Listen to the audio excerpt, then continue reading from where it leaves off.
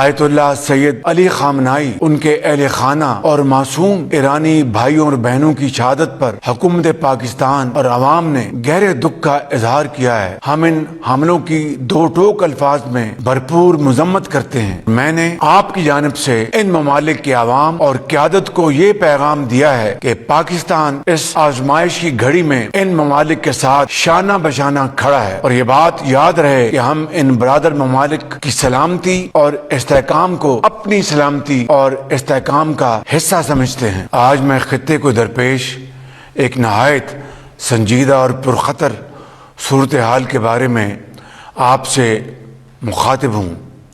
بدقسمتی سے پورا خطہ بشمول ایران اور مشرق وسطی اس وقت ایک شدید جنگی صورتحال کی لپیٹ میں ہے۔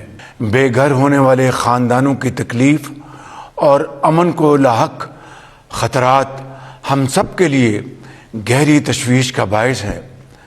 پاکستان اس کشیدہ صورتحال میں حتی المقدور کوشش کر رہا ہے